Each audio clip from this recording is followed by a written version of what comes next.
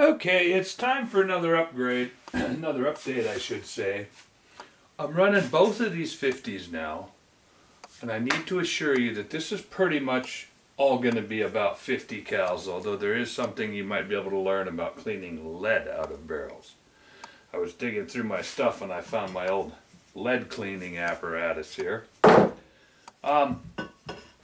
I have moved up from 2-shot groups to 3-shot groups pretty much officially here. I'm not on 5s yet because I don't have the extreme spread licked. But I ran into another problem, so I had to start all over again here. Not all over again, but I had to take this tube off of the original fart. You can see the mounting thing in there. Nothing else in it but this, which screwed on the end of the barrel, and then I had a plate in here to keep it from shaking. But I'm not convinced it's working. So it's done. It's over. I'm going to weight this guy. Because, number one, these little guys recoil. On this one I put this size weight on the end and it came out to about 14 pounds. I have to go back and look. I came in unprepared just because I'm wrapping up for the night and I figured I'm going to catch you up. I think it's 14-ish pounds with this scope on it. I can go heavier on the scope. This one's full of chromite black sand in the back, and it's got this knob-sized weight on the front with a little bit taken out of the front because I was making a bearing race or something, or not a race obviously, but I don't know what I was doing. I don't remember.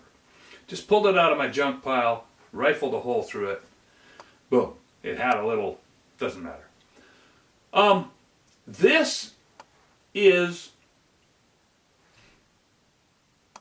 well, this is the new Fart Blossom, which shows the same character. In fact, the difference between the two cases is a matter of maybe a grain of powder, if that.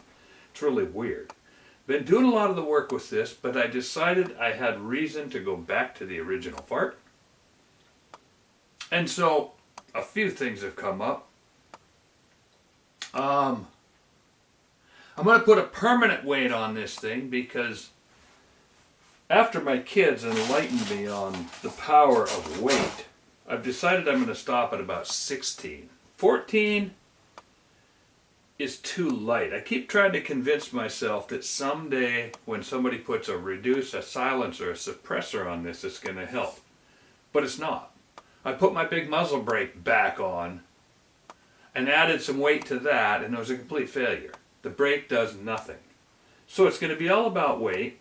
And just for those interested in doing this, I'm just going to tell you, I'm kind of doing 750 grain bullets to validate, 650s to get on paper, and then I'm going straight to the 1002s because now that they're available, I really feel like that's going to be the guy that we want. That 1002 grain bullet, it's here. It's you know, I've gone through a box of them already. I'm working on the second box. And it shoots, and it just flat maps velocity. 25 feet per second is high, low. I've been playing and playing and playing with combinations of powder and primers. This is something someone could put to use. Right now I found the best, I'm getting the best results with H322, and I've tried pretty much every primer in the house. I dropped down to pistol primers, just so you'll know I'm covering my bases, and got some click booms.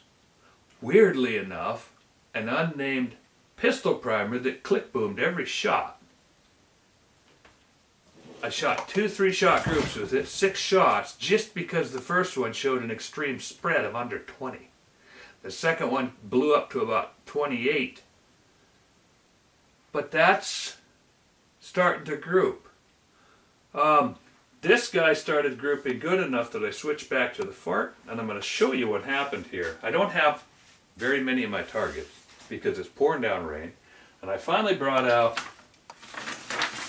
some blueprints that were coated. And I shot some groups,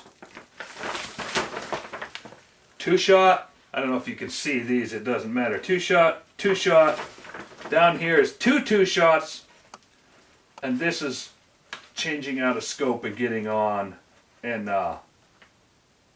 this one stands by itself. But these are covered with tape. They're gone. They're from before. And I had a bunch of pieces of paper that I could see, but when I went down to pick them up, they just melted in my hands. So I decided to go to, this is the last 2-shot group here. And this, by the way, is with the new, old, new. This is the fart with the tube on it. Then I went to here, 3-shot group. Then I went way up here, 3-shot group, because I've been fighting with a March scope that seems to be moving impact. So I swapped out scopes. That's really where this came from. This dot up here at the top is actually missing the paper. So this is a big group. Well, it's really not. I mean, that's huntable. That's about 1.25 inch group, I guess.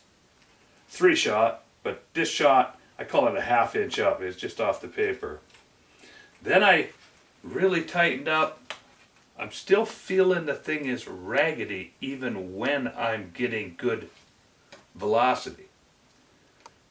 So H322 is working for me in both platforms.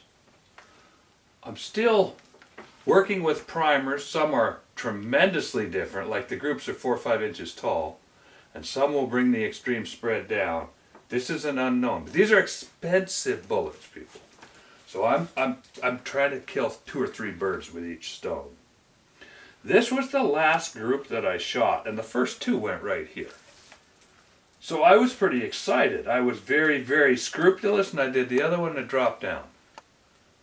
And I thought, well, and velocity did not account for it. So I went in and loaded another one and brought it back, and it went up here. So no, this didn't prove anything, but it got me a little bit excited. And these are all under 25 feet per second. These things are coming together. I expected this to do really good because I shoot, the gun just blows up.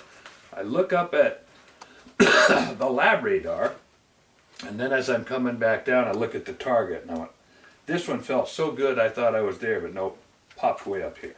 So, this is not probably even relevant, except to see that the bullets are going through the paper. You know, we are. But the recoil is beating me up again. I don't know that I'm flinching, but I don't know that I'm not. So I'm finding out that my limits of tolerance are 2,500 foot-pounds of energy at the muzzle with a 1,000 grain bullet. Now, to all of you that think, oh, I shoot 4,000 foot-pounds and 6,000 foot-pounds at the muzzle, I agree with you. But you're building it through velocity. You're shooting 180 grain bullets. You're shooting, you know, even my 300 grain OTMs. Of course, there's a break on them. But there's all kinds of ways. This is not braked in any way because I can't. So let's just say I'm a wimp. 2,500 foot-pounds at the muzzle is all I can handle. And the 14-pound gun is... So I've taken this one down. I'm going to add some weight, and I'm going to make it 16 pounds. And I was just built the weight for the fart, and I was going to put it on. And I said, well, I'm just going to show you this because some might find it interesting. Sometimes you have to be a little creative when you put this stuff together. I'm doing this with a pipe wrench. Because I broke my strap wrenches. Come to find out, most strap wrenches, except the chain wrench, built with a bicycle chain, double bicycle chain is actually the one that'll hold. And that scratches, and when it slips, it gouges big old gouges in there. So, as I said, now that I understand that an extra 2 pounds of recoil is going to knock my recoil down by 4 or 5 pounds, well, percent, 25, 30%, 40%, I'm just grinding numbers in my head. I'm not smart like my kids. They could tell me, but trust me, it's going to be a lot. So, once I learned that, I'm going, okay, we're just going to step up to 16 pounds. Because I don't care. One thing this has taught me is pushing, boy, where am I at? 350 some bullets through these little lightweight farts at low velocity has taught me that Anybody that tells you that great big bullets at low velocity don't really recoil, they just push you, is dumb. He's either never done it, or he's never done it enough, or he's talking about shotguns rocking in a boat where you're riding the whole gun. You get down behind these bad boys and they hurt. Sorry, I don't want to detach a retina, and my shoulder blades are clapping together. So anyway, 16 pounds looks like where I'm going to be. And to bring the original fart up to that weight is going to take a little more because I didn't fill the entire stock with black sand. It was only full to about here to begin. I didn't remove all the foam, which I should have because I didn't know if it was going to open up. I didn't know. Anyway, so I dumped epoxy in there and started dropping in bits. Tungsten bits, which are pretty heavy, and I filled it with every tungsten bit I could get. And filled her up with epoxy. Well, wasn't perfect. And actually I'm pointing at the wrong gun. It's this one that I did that with, just to be sure. I was pointing away, but I'm dropping screws. That was dumb. That's why I had it over there. This is the original old fart, actually. And this is the one. I guess I shouldn't have even... Nobody cares. Anyway, I filled that one full of tungsten tool bits. Didn't come in quite as heavy. So I'm going with a bigger one here. This is a big old honker, and I just figured I'm going to tighten this thing down. Might as well show you that it's possible. In this case, I'm going to end up turning the outside of this thing off to clean it up anyway. But I can go 1, 2, 3 feet. I don't know what size wrench this is, but it's around 3 feet. And I'll bet you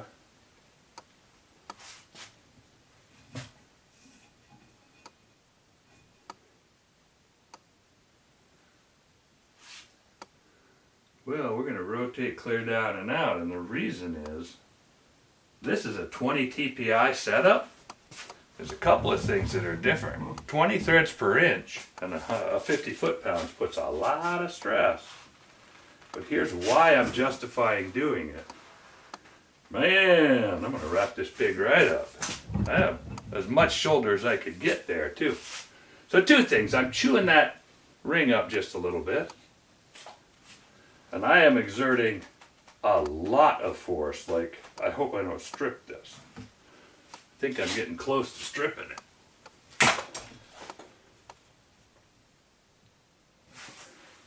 I might have to stop at less than I wanted for a while. But this guy, this is quite a bit more weight than the other one. This is this thick. So we'll see if I can get that to lock or not. If it doesn't, now the reason that I just went that far and didn't even concern myself with distortion is because this is out on the end of the barrel. I don't really care if it distorts. It's not going to go not straight or do any of the things that I worry about when I'm distorting. So, not a problem. It can distort away. I just don't want to strip it. 150 foot-pounds, short thread. It's only got 5 or 6 threads of engagement because that's the way I set it up back when I was just thinking that the silencer that was going to be built would have little bitty, and I don't know what it's going to be. And I'm out of room. I can't go any shorter on that thing because it's already too short. I mean, it's not too short, but it's right there at 16 inches. You get some of this stuff out of the way.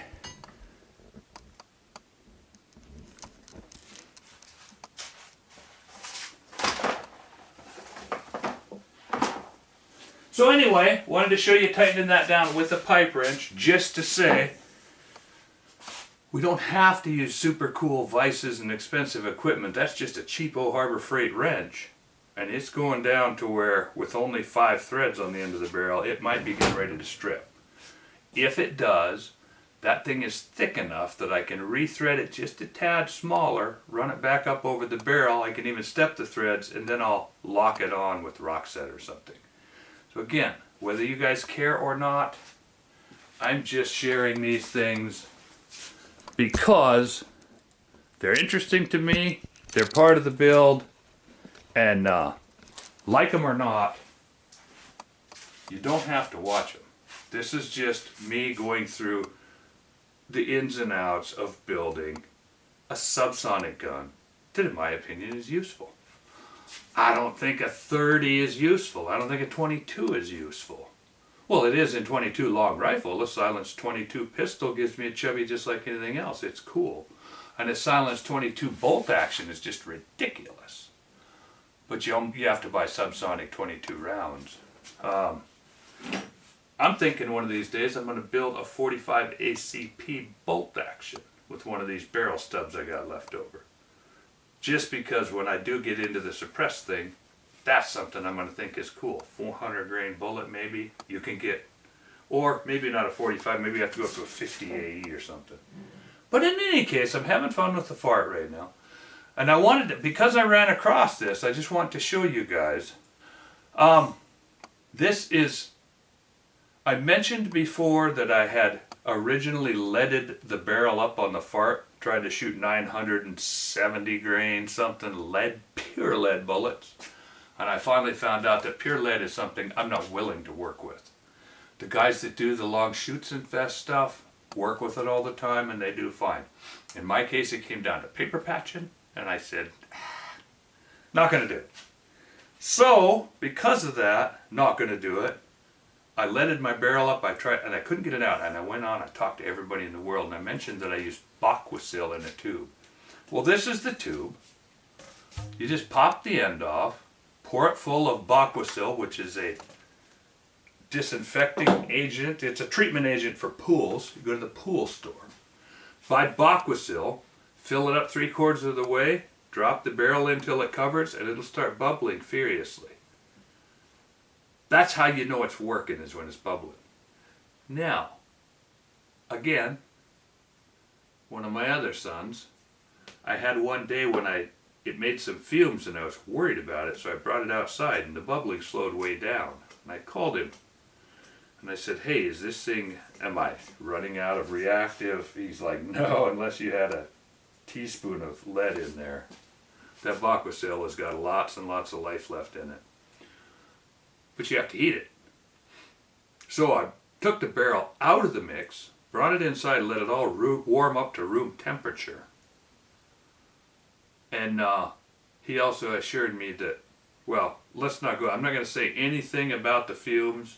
Let's just say I went back outside, put it in a box with a little heater, and I kept it. And it's very heat reactive. Like 30-degree rise in temperature made it just go again. Bottom line is 3 treatments with a barrel that was leaded such that strings were coming out of it. Aquasil, this tube, crystal clear. So the barrel is perfectly clean, bore scoped. I think that the problem I have now with the old original fart, it's one of two things. Either this area that I've tried to stiffen is not stiff enough, because it's now throwing some flyers that are not related directly to velocity. That other one, we're going through some other problems with how the, let's not go into the other problems the reason I decided to run them head to head. Basically, in solving my extreme spread paradigm, I found it hoovis to use the 2 guns and similar loads side by side. Different case shapes. Not a big deal. But suffice it to say, I'm shooting them head to head now. So I had to, as I showed you with that group, and there's a couple more too. I'm not going to show you all the groups that I'm making because it gets really boring. I'm just grabbing the ones that I could save and that I bring up. And on the Revenant I did a lot, not more, but probably 30% of the groups the Revenant's ever shot. I've chronicled the steps as I've worked out the bugs. But it's much more conventional than this. This is so unconventional. This is all new ground. So as much as me maybe is for you, I want to document these changes that I made, document the incremental goodnesses. Right now the gun's huntable. Right now out to 400 or 500 yards, it's easy to get the groups only this tall. That's marginal, but they're also very narrow. So, just to validate the way I cleaned, I wanted to show you the way I cleaned using this tube, just what it was configured like in case anybody ever wanted to clean lead out of a barrel. Of course, if it's a pistol barrel, take a little piece. You know, it's $5 worth of stuff. Well, used to be $5 worth of stuff for 50 years. Now it's $10 worth of stuff because the retards voted. So obviously all the hardware stuff is going up, but not enough to. Still, it's a cheap way to put together a little thing. I have no idea what Baquasil is now because I bought 2 gallons of it back in the day. And I still have plenty to do a lot of barrels. But if there's any pistol shooters, anybody that shoots lead and is concerned, hey, check it out. That might be worth the video. And then 1,000 grain bullets have changed the paradigm. I thought I was going to be happy at 14 because 750s work just fine. The 650s and 750s are comfortable, but now I've gone through 60, 70 rounds of the 1000s trying to find the extreme spread, and I got severe medulla elongatus, like I'm on aspirin and this big old head of mine's been flopping and shoulders clapping together.